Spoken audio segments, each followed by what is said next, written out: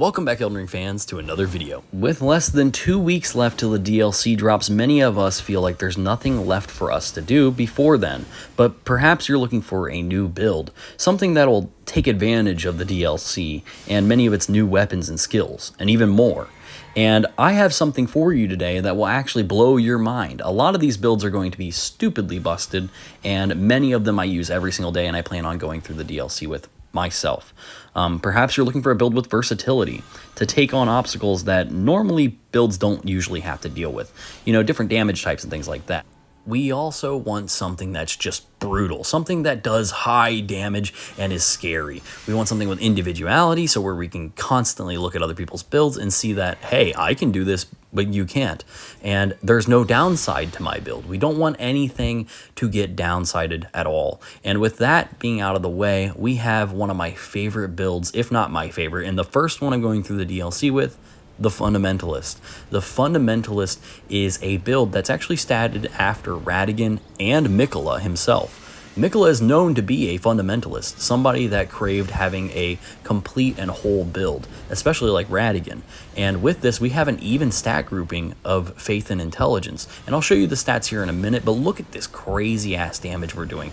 We're doing insane damage to anything that even remotely lives in death, and even more because we have magic on our side as well. We can do an even amount of magic damage to enemies, and it's crazy. One of my favorite builds. Of course, there is some little bit of drawback here. We are required to wear a talisman to make this build absolutely perfect, and it's the Radigan Scar Seal. Of course, it does lower your damage negation and your absorption from your armors, but you can kind of counteract that with the build itself. With gaining those new levels, upping your strength and dex, it actually counteracts because of the defense increase. We're right within the same ballpark as most people when it comes to our absorption, especially wearing heavier armors. And this build completely destroys. It is one of my favorites. I believe that we're going to see a lot more weapons tailored towards fundamentalism. We're obviously going to see some Mikola spells, maybe some St. Trina things that are going to scale with faith and intelligence, just like the Sword of Night and Flame and the fundamentalist incantations we already have. So definitely be on the lookout for most things if you decide to go down through the routes of the entire DLC with this build. If you decide you're going to take this build through it, I highly believe that you're going to not regret it. It's going to be one of the strongest builds in the DLC. Our starter class to even make this possible, by the way, is a Vagabond. And of course, I actually have 47 Vigor, but really it's 50 with the Radigan Scar Seal, 15 Mind, 29, but it's actually 32, 28 Strength, but it's actually 31, 19 Dex, but it's actually 22, and 48 Faith and Intelligence. With the first build down, we now have the Draconic Champion. This build is another 150, of course, and the starter class is Hero. Now, this build has a lot of arcane, as you might have guessed, with the Draconic incantations, but it doesn't always just use bleed. It actually has a lot of versatility. We have enough sacred, or enough faith, that we can use sacred, and we can use fire art as our secondary damage types, and that's very useful. You don't want to be cramped up when it comes to your build. You know, you're attacking something that can be bled, and then the next thing you know, you're fighting some sort of robotic enemy, something that's like a puppet, and it can't even be bled. Something that's already dead, like a skeleton, you can't bleed those enemies. So we actually have those two alternative damage types, and they do quite a lot of damage. We do, however, have the Radigan Sore Seal on, and that is not a negative. We actually have enough endurance with this build that you can wear the Radigan Sore Seal, and of course I'm wearing it right now. Its primary objective is to raise my endurance and my basic stats so that I can do higher damage with Sacred and with Bleed. And it's crazy how much we can do. The amount of armor that we are actually wearing counteracts the Radigan Sore Seal, so there's no need to worry about, you know, losing damage negation, getting hurt more. You're not. You're really not. And I've tested it hundreds of times, so you don't have to worry about it, but this build is gnarly. There's a new dragon form in the DLC that I'm looking forward to being. I kind of wish I didn't already decide on Fundamentalist running through the DLC, but this is definitely going to be my second playthrough of the DLC, and I can't wait to use dragon form. It's going to be crazy. The dragon bear new spells, incantations, those are going to be nuts, and this build will absolutely carry you through. It has carried me through multiple times, and I absolutely love it. Coming in hot, we have our next build, which is the Cinders build. It is a level 150 that has a starter class of Prophet. Now, what's so crazy about this build is that, yes, it's your typical Faith build that has Fire, Pyromancy, Mash, but we also have the ability to full heal, thanks to us having 70 Faith. And I did make this work to where we can have 40 Mind, so we're more than likely just casting most of the time. But we can also use weapons, because we have 22 Strength and 22 Dex, thanks to the Radigan Scar Seal, which is getting counteracted again by our armor. We have enough defense to counteract it, more than likely. A lot of the damage that I looked at wasn't that far off. It was about 20 or 30 points more of your health gone. That's not very drastic for getting an extra 12 levels to do things like that. I mean, the damage of this build is pretty insane. Like I said, we have 70 Faith, and that just topples over every possible enemy in the game. And I hope it does in the DLC as well. So we, of course, have 50 Vigor, thanks to the Radigan Scar Seal, 40 Mind, 21 Endurance, thanks to the Radigan Scar Seal again, the 22 Strength and Dex, thanks to the Radigan Scar Seal, and we have 70 Faith. Now, you can wield pretty much any weapon you want. You have the ability to use Sacred Damage. You have the ability to use Fire Art. You can even use, 2-finger incantations and Giant's Flame, and of course, some Madness. But I prefer to use Giant's Flames and more of the finger incantations, because it just absolutely destroys. This build is a top contender for the most damage in the game, and I absolutely love it. And now one of my favorite builds, the Moonlit Sorceress. Now this build is absolutely monstrous. Magic has always been busted and forever will be, and it is something that I am very interested in, hearing about Renala's sister possibly being in the DLC. Spoiler alert, don't really care. But one of the biggest things that I like to do is just absolutely watch bosses get shredded by simply Spiral Shard and other stupid moves. But this build allows us to use weapons as not really our primary, but a follow-up secondary, or something that we need to use against enemies. And of course, we happen to have not only magic damage, but cold. And that is something that really does help us when it comes down to not being able to really use magic as a primary. We still have physical damage from the cold weapons being applied to the enemy and still have that in scaling. And look at the damage there. It's just absolutely insane. I know there's going to be new night sorceries. I do have a theory on my channel. You can go back and see that video. It's one of the last ones I posted. Now, of course, like I said, we do have Radigan Scar Seal, and we have 50 Vigor, thanks to Radigan Scar Seal, 40 Mind, 26 Endurance, 20 Strength, 20 Dex, and 70 Int. This allows us to wield pretty much all of the lighter weapons in the game, and a couple of the Ultras that are a little smaller, and it gives you very much build variety. And I didn't want to go ahead and lower the absorption of this character, thanks to it not having very high Strength or Dex, with the Radigan Scar Seal. So the Scar Seal is what I chose, and this build comes out to being an absolute monster. It's one of the prettiest builds in the game, thanks to the blue. I think the blue looks amazing for Magic, but it is definitely one of the top contenders for the most damage in the entire game. Believe me when I'm telling you, this build absolutely melts in PvP and PvE.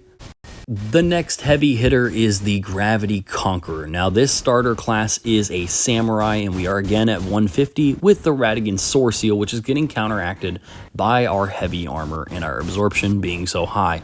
The defense is also extremely crazy thanks to us having 50 strength. Now, we have 43 intelligence, which allows us to wield most of the big starry night sky, night comet looking spells. I wanted something that really reached out for the primeval current for space, because this was originally my Markiplier build, and it's one of my favorite builds of all time, and it absolutely blows it away. I usually go through most Souls games with a Strength Faith build, and this really opened up my mind to intelligence, because I'm usually looking at magic in disgust, and this build changed everything for me. It is absolutely cool. I love the idea of having a super spaceman, and it's just monstrous.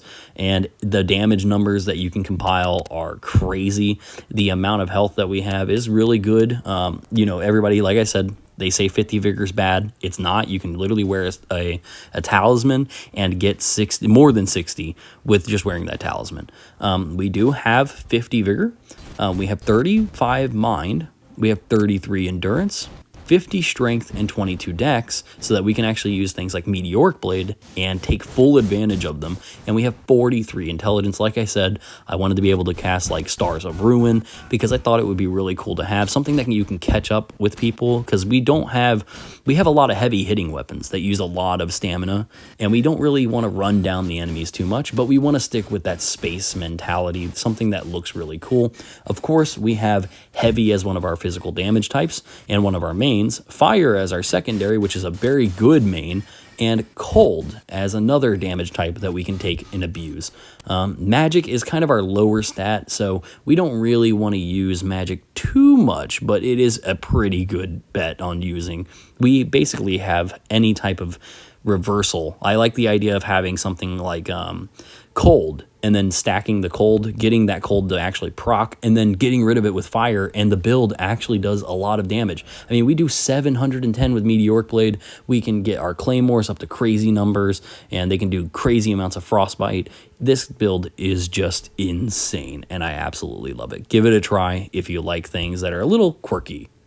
Our next beast of a build is the Beast Champion build. Now this comes out at 150 and starts off as a Vagabond. This build also uses Radigan Scar Seal, so be warned about the stats that you need to prepare for. So of course, this build just counteracts it regardless, because we have such high endurance that we get to wield really crazy armors and just tank through people's attacks, and the Radigan Scar Seal feels like it's not even there. Now we have high vigor. We actually have 60 vigor, 20 mind, 35 endurance, 60 strength, 22 dex in order to wield dex weapons with heavy or fire on them, and we have 28 faith for those bestial incantations and the bestial the beast claw mark seal, and it absolutely wrecks. I mean, when somebody who's throwing out a million comments eventually gets a boulder in the face, it is one of the funniest things I've ever seen, and it does a shitload.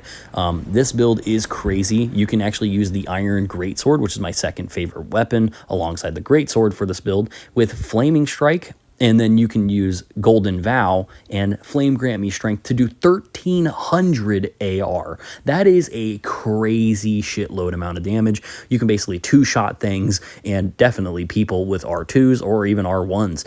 This build is one of the highly recommended. I do see a lot of Crucible Knight stuff happening in the DLC, and this would be a perfect build to take into the DLC to abuse those situations. With our next build, we have the build of the Glowmide Queen, another 150 with a starter class of Prophet. Now, this build does a shitload. We have just 2 buffs right here, and I'm going to two-shot the tree dude that's going to hop down from here and think he's all that. No, it's time for revenge. We're going to absolutely obliterate his ass. This build is crazy, and I can't wait to see more on the god skins and the Glowmide Queen, hopefully, in the DLC. I already have the theory that Mesmer is a child of Radigan and the Glowmide Queen. Go ahead and check that out if you haven't seen it, seen that video. I'll try to link it down below. Maybe I'll forget about it, but whatever. But we do a lot of damage, as you just seen. We have no Radigan Scar Seal or Soar Seal on, so you don't have to worry about the defense drop. We do have 50 vigor, 25 mind, 26 endurance, 31 strength. That's to use strength weapons that we actually make lightning, which do crazy damage numbers. 50 dexterity, 30 faith for the black flame, and of course 10 arcane. This allows us to use some buffs on our keen weapons, such as blood flame blade or lightning ornament, or a couple of others, black flame of course, and we get to use those weapons and make keen actually useful, while the lightning weapons are of course beyond busted, especially in PvP. And we have, of course, this weapon just absolutely destroying with the Queen's Black Flame, and there's nothing that can really stop this build. We have Lightning, Keen, Sacred, and Fire available to us, and we get to destroy everything. And last but certainly not least, we have the Weapons Expert, which is a dex strength build. It is a quality build that has a little bit of faith, so it is able to be mostly focused on madness incantations and the normal weapons in the game. If you're just interested in weapons and nothing else, no spells or incantations, you don't want anything really on the extra side, or maybe you just like madness, this is the perfect build. You're able to do lightning, fire, quality, cold, fire art, and sacred, and you have have no real drawbacks besides the fact that you can't use mainline sorceries or mainline incantations. But this build is extremely good. We have a lot of builds, or a lot of weapons in the DLC, like the new light greatsword that we got to see is a quality weapon. It scales with only strength and only dex, and that is going to be extremely busted on this build. This build is absolutely crazy. I absolutely love it. We do have the Radigan Scar Seal, and of course we had a starter class of Prophet, and we ended at level 150. We do use the Radigan Scar Seal, like I said, but it's counteracted by the Beast Champion armor, so the absorption damage that we're taking is completely negated. We have 50 Vigor, 16 Mind, 37 Endurance, 48 Strength, 48 Dex, and 25 Faith. Remember that Radigan Scar Seal's on there, so you want to be careful. And we also have 10 Arcane, which allows us to use Blood Flame Blade on any quality weapons or the Bloodhound's Fang, which absolutely, obviously melts. But Madness Incantations are extremely useful with this build. You get to use them mid-combo. You can even use most Faith Incantations with just 25 Faith, and having the Madness Seal scale you with your Strength and Dex, and you can pretty much obliterate people really fast like that guy.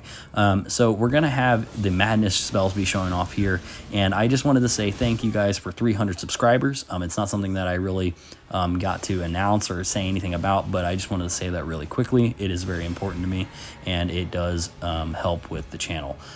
But this is what I like to see. This is probably going to be my last build making video, unless we see newer builds in the DLC, which I'm sure we will.